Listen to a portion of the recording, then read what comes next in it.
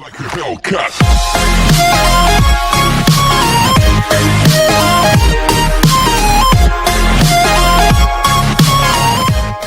Student, आज हम लोग अपने एक नए टॉपिक के साथ आए हैं। हमारा आज का जो टॉपिक रहेगा वो वर्क डन रहेगा। वर्क क्या होता है हम लोग इसको डिटेल से डिस्कस करेंगे।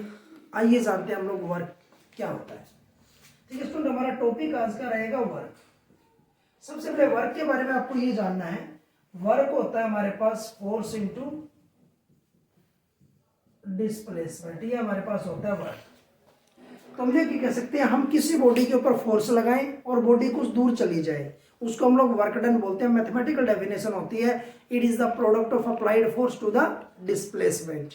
लेकिन फिजिक्स की फॉर्म में देखिए क्या होता है। फिजिक्स की फॉर्म में कहता है applying some force on a body, हम किसी बॉडी के ऊपर फोर्स लगाएं and body displaces at a distance, body कुछ दूर चली जाए एट एन एंगल, कोई एंगल बनाते हैं बॉडी दूर चली जाए, उसको हम लोग क्या बोलते हैं, वर्क डन बोलते हैं। तो याद रखना है। तो यहाँ हम लोग क्या बोलेंगे, हम लोग लिखेंगे applying some force on a body, some force on a body and body displaces through a distance at an angle, और बॉडी को दूर चले जाएगा कोई एंगल बनाते हुए, तो उसको हम लोग बोलते हैं वर्क डन हुआ है। तभी हमने क्या लिखा, applying some force on a body and body displaces through a distance at an angle. हमने किसी बॉडी के ऊपर फोर्स लगाया, धक्का लगाया, बॉडी कुछ दूर चली गई, कोई एंगल बनाते हैं, तो इसका मतलब वहां पे क्या हुआ, वर्क डन हुआ। ये बेसिक डेफिनेशन हमारे पास रहेगी वर्क डन की, याद रखना है। अगर मैथमेटिकल फॉर्म की बात करते हैं तो वर्क हो गया एफ डॉट एस, ये डॉट प्रोडक्ट होती है, ठीक है। और आप जानते हैं डॉट प्रोडक्ट के अंदर जो एंगल होता है वो क्या होता है, हमारे पास कोस ऑफ थीटा होता है। तो W is equal to F dot D S को हम लोग लिख सकते हैं F S cos of theta, dot product. अगर हम लोग बात करते हैं, सबसे पहले बात आएगी यूनिट की। तो वर्क हमारे पास देखिए फोर्स की यूनिट क्या होती है, न्यूटन, और इस डिस्प्लेसमेंट की क्या रहेगी, मीटर, ये बराबर होता है जूल के, याद रखना है। तो कोई आपसे कह दे कि एक जूल क्या होता है, अगर 1 न्यूटन फोर्स लगे और बॉडी 1 मीटर दूर चली जाए तो वहां पे वर्क डन कितना हो जाएगा, 1 जूल हो जाएगा। तो आपको क्या लिखना है, applying 1 newton force on a body and body displaces through 1 metre distance. आपको सिर्फ 2 चेंज करने हैं, यहाँ लिखना है अप्लाइंग, इसकी बजाय लिखना है 1 newton force on a body and body displaces through a, यहाँ लिखना है कितना distance, 1 metre distance at an angle, that is work done is 1 joule. बात आती है सीजीएस की। न्यूटन का छोटा क्या होता है हमारे पास, डायन, और मीटर का सेंटीमीटर, ये बराबर होता है अर्ज के।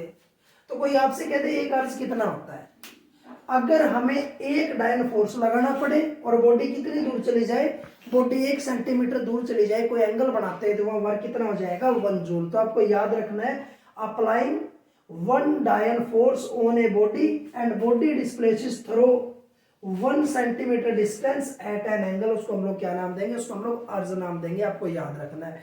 तो हमारे पास याद रखना वर्क की एसआई यूनिट जो होगी वो होगी जूल, और सीजीएस यूनिट हमारे पास होगी अर्ग, एआरजी, याद रखना है। अब आ जाता है 1 जूल। जूल और अर्ग में क्या रिलेशन है देखिएगा, ये हमने लिखा जूल, तो जूल को हमने क्या बोला, न्यूटन, और यहां से हो गया मीटर। तो आप जानते हैं न्यूटन, 1 न्यूटन में 10 की पावर 5 डायन होता है, और मीटर में हमारे पास 100 सेंटीमीटर होते हैं, तो कितना हो गया ये, 5 और 2 7 डायन सेंटीमीटर। ये किसके बराबर है, ये ई आर जी आर के बराबर है। तो इसका मतलब 1 जूल के अंदर 10 रेज़ टू पावर 7 अर्ज होते हैं। बात आपको याद रखना है, रिलेशन हो गया ये जूल और अर्ज का, याद रहेगा। अब बात आती है डायमेंशनल फॉर्मूले की, डायमेंशनल फॉर्मूला। तो आप जानते हैं फोर्स का क्या होता है, m1l1 t-2, और ये डिस्टेंस का क्या रहेगा, डिस्प्लेसमेंट का n1, एंगल हमारे पास डायमेंशनलेस है, तो कितना हो जाएगा, m1l2 t-2, ये रहेगा डायमेंशनल फॉर्मूला। तो ये तो आपको बेसिक पता होना चाहिए, वर्क आखिर चीज क्या होती है, किस तरीके से वो हमारे पास काम करेगा, याद रहेगा। अब टाइप ऑफ द वर्क देखिएगा, वर्क कितने टाइप का होता है आपको मैं बताने जा रहा हूं। टाइप ऑफ द वर्क देखिएगा, वर्क कितने टाइप का होता है। हमारे पास 3 तरीके का वर्क पाया जाता है, आपको ध्यान से सुनना है। सबसे पहले होता है पॉजिटिव वर्क, कौन सा, पॉजिटिव वर्क। दूसरा हमारे पास जो होता है वो होता है नेगेटिव वर्क, और थर्ड हमारे पास जो होता है वो होता है हमारे पास जीरो वर्क। तीन तरीके का वर्क होता है, आपको याद रखना है। इनके एग्जांपल्स भी आपसे एग्जाम में पूछ सकते हैं, आपको पता होना चाहिए। तो सबसे पहले देखिएगा पॉजिटिव वर्क क्या होता है। अब जानते हैं कोस थीटा, या हमारे पास जो हमने ये कहा था कि W is equal to F S cos of theta, ये वर्क का फॉर्मूला हमने माना। अब ये जो कोस थीटा है ना, थीटा की वैल्यू अगर 90 से कम रहेगी तो हमेशा पॉजिटिव आएगा। आप कोस थीटा की वैल्यू 90 से कम वैल्यू रखो एंगल की तो हमेशा पॉजिटिव आएगा, ठीक है ना। तो आपको याद क्या रखना है, वहां जो वर्क डन होगा वो कैसा होगा, पॉजिटिव। तो आपको इसलिए में याद रखना है applying some force on a body and body displaces through a distance at an angle. आपने इस जगह लिखना है लेस देन 90 डिग्री, तो वो हमारे पास वर्क कैसा होगा, पॉजिटिव वर्क होगा। सेम डेफिनेशन चलेगी, applying some force on a body and body displaces through a distance at an angle, last में सिर्फ क्या लिखेंगे, लेस देन 90 डिग्री।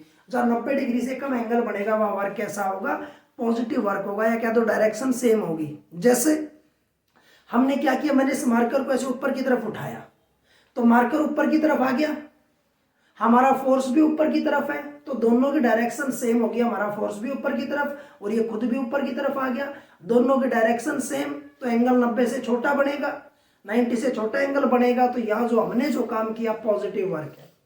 हम एक स्प्रिंग को यूं बाहर की तरफ खींचेंगे, इट मीन्स हमारा फोर्स कहाँ है, बाहर की तरफ आउटवर्ड, और स्प्रिंग भी कहाँ जा रहा है, बाहर की तरफ। इसका मतलब दोनों की डायरेक्शन कैसी होगी, सेम होगी, कि स्प्रिंग भी बाहर जा रहा है, डिस्प्लेसमेंट भी बाहर की तरफ है और हमारा फोर्स भी बाहर की तरफ है, दोनों की डायरेक्शन सेम, तो एंगल बनेगा 90 से छोटा, 0 डिग्री का एंगल बना, तो यह वर्क कैसा होगा, पॉजिटिव वर्क डन हमारे पास रहेगा। तो जब फोर्स की हमारे पास और डिस्प्लेसमेंट की डायरेक्शन सेम हो या उनका एंगल 90 से छोटा अगर हमारे पास जनरेट हो रहा होगा तो हम लोग बोलेंगे वहां पे पॉजिटिव वर्क हुआ, याद रखना है। सो बात आती है नेगेटिव वर्क की। नेगेटिव वर्क आप जानते हैं जब जब कोस की वैल्यू 90 से बड़ी होती है तो नेगेटिव आता है। जैसे एक 120, 135, 150, 180 मीन्स 90 से बड़ा जब भी एंगल होगा ना तो हमेशा कोस की वैल्यू नेगेटिव आएगी, याद रखना है। तो डेफिनेशन क्या कहता है, applying some force on a body and body displaces through a distance at an angle. आपने यहां लिखना है greater than 90 degree, greater than 90 degree. जब एंगल जो बनेगा ना फोर्स में और डिस्प्लेसमेंट में 90 से बड़ा एंगल बनेगा, in that case work should be negative. Example के लिए हमने इस मार्कर को ऐसे ऊपर उठाया तो मार्कर ऊपर चला गया, लेकिन जब ये ऊपर आ रहा था तो ग्राउंड धरती इसके साथ क्या कर रही थी, अर्थ इसको नीचे खींच रही थी। तो अर्थ का फोर्स था नीचे की तरफ लेकिन मार्कर आ गया ऊपर की तरफ, तो दोनों की डायरेक्शन ऑपोजिट, एंगल 180 हमारे पास हो गया, 90 से बड़ा हो गया। और जब 90 से बड़ा एंगल हो गया तो हमारे पास यहाँ अर्थ ने जो काम किया वो नेगेटिव वर्क, लेकिन हमने जो काम किया था वो पॉजिटिव वर्क था। बात आती है हमने एक स्प्रिंग को ऐसे स्ट्रेच किया, हमने स्प्रिंग को ऐसे खींचा तो हमारा फोर्स बाहर की तरफ था, स्प्रिंग बाहर जा रहा है तो हम तो पॉजिटिव काम कर रहे हैं। लेकिन जब स्प्रिंग बाहर जा रहा है तो स्प्रिंग का जो फोर्स है, जो रिस्टोरिंग फोर्स है, वो स्प्रिंग को अंदर की तरफ खींच रहा है। लेकिन हम स्प्रिंग को कहां लेके जा रहे हैं, बाहर की तरफ। तो स्प्रिंग का फोर्स अंदर की तरफ खींच रहा है लेकिन स्प्रिंग बाहर जा रहा है, तो दोनों की डायरेक्शन ऑपोजिट, या क्या तो 90 से बड़ा एंगल हो गया। तो यहाँ स्प्रिंग जो काम करेगा, जो फोर्स काम करेगा वो रहेगा नेगेटिव वर्क, और हम जो काम करेंगे वो रहेगा पॉजिटिव वर्क। तो दोनों अल्टरनेट साथ साथ हो सकते हैं, एक टाइम पे नेगेटिव वर्क भी हो सकता है, पॉजिटिव भी हो सकता है, डिपेंडिंग अपॉन द कंडीशंस और डायरेक्शंस। तीसरी बात आती है जीरो वर्क। जीरो वर्क के देखिए सबसे पहला केस, मान लो हमारे पास फोर्स ही जीरो हो जाए, जब हम फोर्स ही नहीं लगाएंगे तो बॉडी चलेगी नहीं, in that case work done क्या होगा, जीरो। दूसरा केस, हमने फोर्स तो लगाया लेकिन डिस्प्लेसमेंट जीरो है, बॉडी चल ही नहीं रही। जब डिस्प्लेसमेंट जीरो है तो इसका मतलब वर्क क्या रहेगा, जीरो। और जो थर्ड केस है वहां कहता है अगर एंगल इक्वल टू 90 डिग्री, आप जानते हैं कोस 90 जीरो होता है, तो जीरो इंटू सारा जीरो, वर्क क्या हो जाएगा, जीरो हो जाएगा।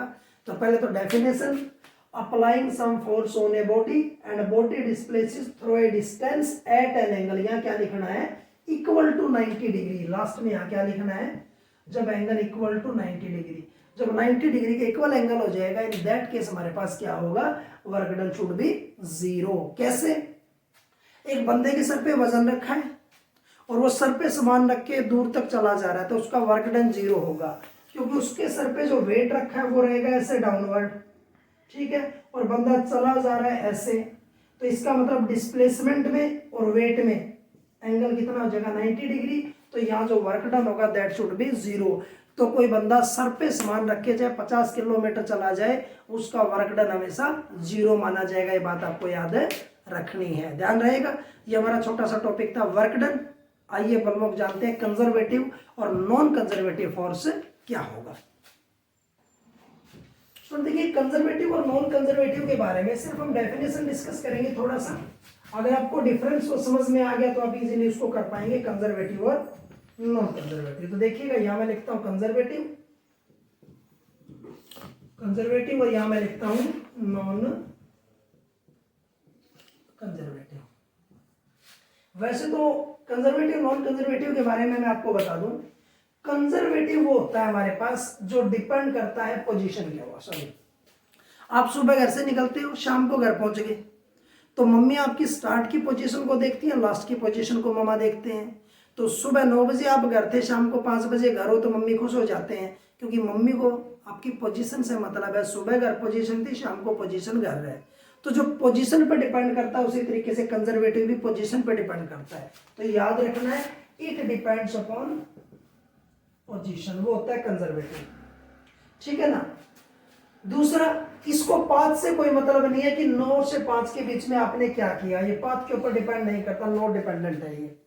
लेकिन नॉन कंजर्वेटिव क्या होता है, नॉन कंजर्वेटिव का मतलब है आप सुबह 9 बजे निकले और 5 बजे घर पहुंचे हो, तो आपको बीच का पूरा रास्ता देखना भी क्या क्या किया, कहाँ कहाँ गए। तो जो पाथ डिपेंडेंट होता है वो क्या होता है, नॉन कंजर्वेटिव। ये पाथ पे तो क्या करेगा, डिपेंड करेगा, ठीक है ना। और हमारे पास पोजीशन पे क्या करेगा, इंडिपेंडेंट या नॉट डिपेंड करेगा। तो यह बात आपको याद रखनी है, यहाँ पे मैं लिख देता हूं। तो जो पोजीशन पे डिपेंड करेगा वो कंजर्वेटिव, जो पाथ पे डिपेंड करेगा वो नॉन कंजर्वेटिव। अब यहाँ बड़ी इंपॉर्टेंट बात है, अगर मैं क्लोज लूप की बात करता हूँ, क्लोज लूप की, आप यहां से चले घूम फिर के वापस यहीं आ गए, तो यही आपकी इनिशियल पोजीशन है, यही आपकी फाइनल पोजीशन है, दोनों पोजीशन सेम है, तो आपका वर्क डन क्या रहेगा, 0 रहेगा, क्योंकि क्लोज लूप का वर्क डन हमेशा 0 होता है। इनिशियल और फाइनल पोजीशन सेम हो, हम उसी पोजीशन दोनों को देखते हैं, वो सेम है, तो वर्क डन क्या रहेगा, 0। लेकिन अगर हम लोग बात करें इसके अंदर नॉन कंजर्वेटिव में, अगर हम क्लोज लूप की बात करें, वर्क डन नेवर बी 0। तो नॉन कंजर्वेटिव का वर्क डन कभी भी 0 नहीं होता, ये बात आपको याद रखनी है, ध्यान रहेगा। तो ये हमारा आज का टॉपिक था जिसको हमने नाम दिया था कंजर्वेटिव और non conservative force. Next video में हम किसी अच्छे टॉपिक के साथ फिर मिलेंगे। Thank you.